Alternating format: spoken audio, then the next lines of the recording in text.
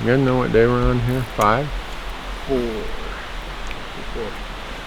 No, we got Definitely less than 10. We got 3 full days of hunting and the back end day. Those are 4, right? Yes. No? Yes. Yeah. Today's 5? Today's Tuesday. Alright, let's just say today's Tuesday. But Andrew has to set an alarm to let him know what day it is. Because he's away from the office. He's not upset about that at all either. Anyhow, today is whatever day.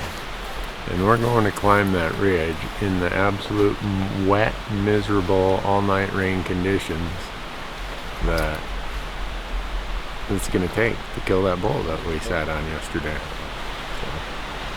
So, sound like a plan? Sounds like a great plan. Sounds like a really good plan. Wow. Starting on the high ground. Started well yesterday. These guys, I thought by now, after however many days of unsuccessful efforts, we'd have had a mutiny.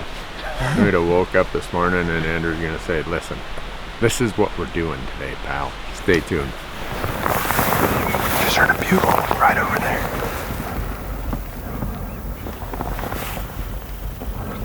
Hope that's the same bull. Actually, I hope it's a different bull. We're gonna downgrade layers. We're gonna move up another 50 feet. We're gonna start it. Okay. As quietly as possible.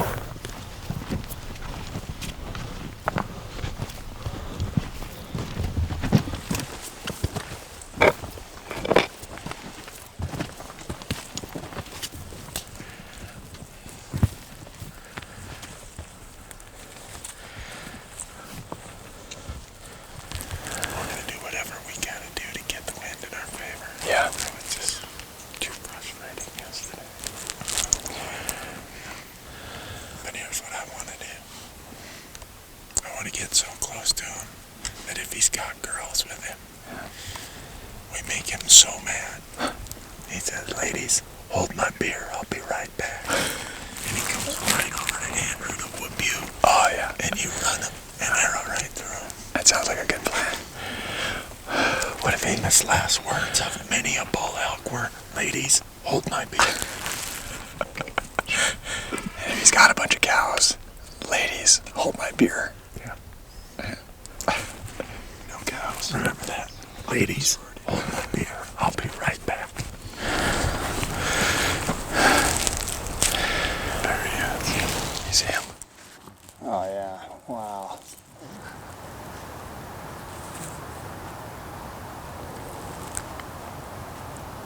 It's at least a 5-point. We got eyes on it for half an hour, 20 minutes maybe. It's about 750 yards straight across, same elevation. There's a couple little tiny meadow gaps. It's coming in and out of that now and again. He's bugled twice, got 3 cows a little south of him. Really close to where we were all set up yesterday. Like, very close. Yeah, so our initial perspective yesterday was pretty good, actually. We just didn't get any action, no response. So today he's a lot more active, obviously. And the weather's probably a big part of that. Yeah. Well, today we're going to go up and around and down. Yeah.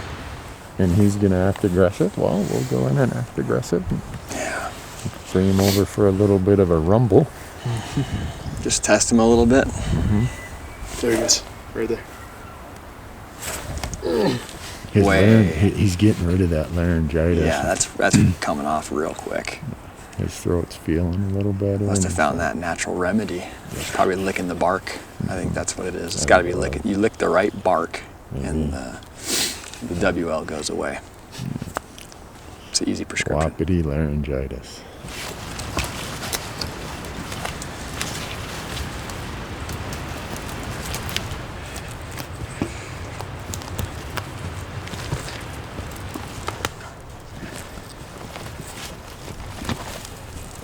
Maybe a third of the way there.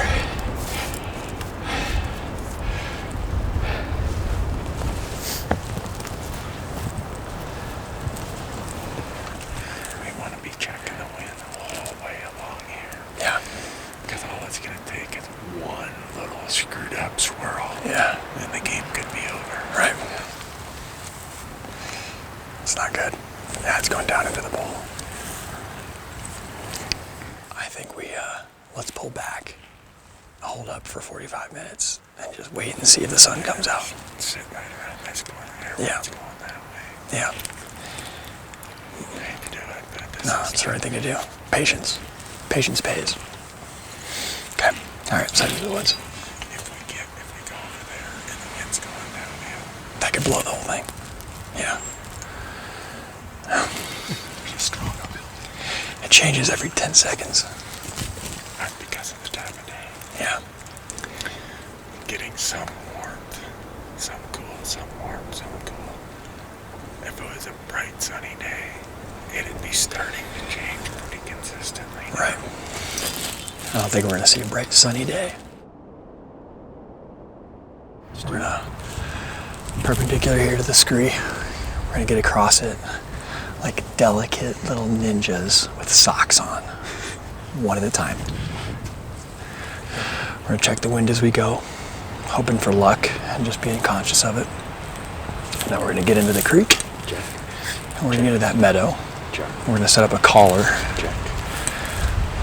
I'm gonna sneak into the woods, maybe 50 yards or so. Just make sure I have a good shooting lane. We have a couple cow calls. I think we're gonna do this. We've done everything else right so far.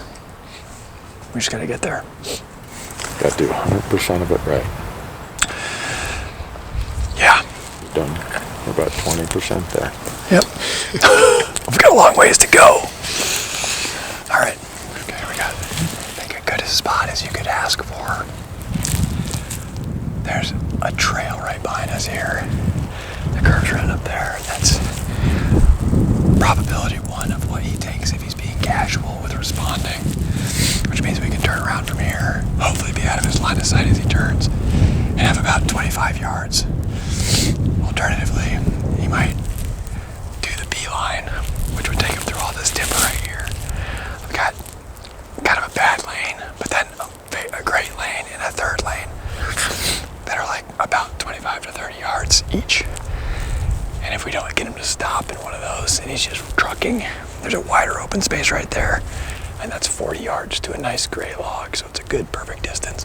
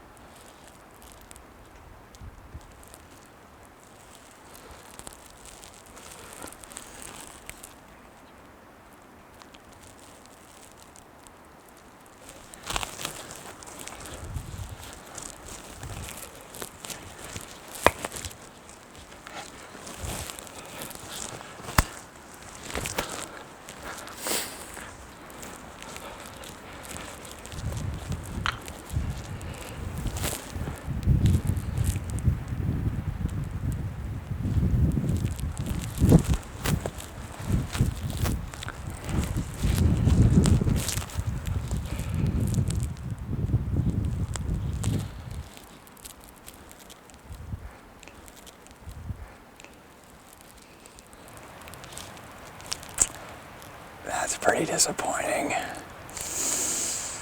But I've also never been that close to a giant 6 or 7 point elk and had that opportunity right there. That was something. It's a lot. It's like, oh my God. We crept all the way through, and finally through like a window, like from here to that split tree, we could see 2 of his antlers just kind of moving back and forth.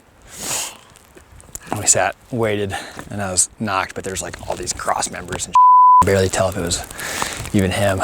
And then he stood up and his body was showing through all the tree branches, and there was a tiny little opening right there. And so knocked up and I was ready to rip back for him to cross that. And then we didn't see him. And all of a sudden we heard like what sounded like scraping. So we thought maybe he stopped in the trees and was scraping his antlers. And we listened more, still didn't see him pop out. And then you could tell that it was shale crumbling down. And I looked over and I saw 2 of his cows slowly moseying across the shale. And so I waited another second, got a little bit louder. I unknocked the arrow, took like 10 steps forward, saw like tracks of dirt kind of starting to get kicked up down a really steep thing, and I just kind of took a couple leaps to skip down as fast as I could and see if I could catch his tail kind of moving away, and he was already long gone. But we had eyes on him, his face, his body, through this. And then it was over. And then all of it was over. We got one afternoon and one morning, well, pretty much one evening and one morning. Yeah. It's like perfect amount of time to shoot 2 bulls. It's Did ambitious. you hear that? It's math. It's math. One evening, one morning, Karrson says, perfect amount of time to kill 2 bulls. I like that. And right on the trail too, right? Probably, yeah. He's probably waiting for us down there. He didn't want me to have to carry him out of this terrible terrain, so he's just gonna meet us on the trail. And we'll do the business there. These guys are gonna go hunting. I got some llamas I gotta restake and feed and water. They got a little bit of time left. What's the plan?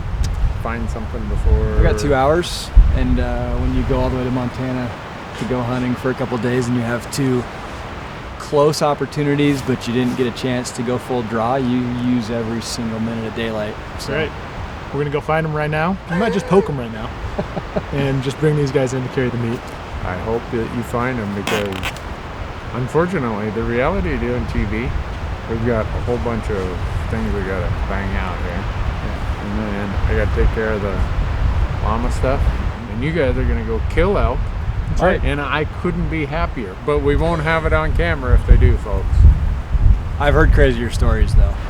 So we're gonna play the cards. We're gonna go find them. All right. All right. All right. See you at dark. That was good. Hey, Marshall.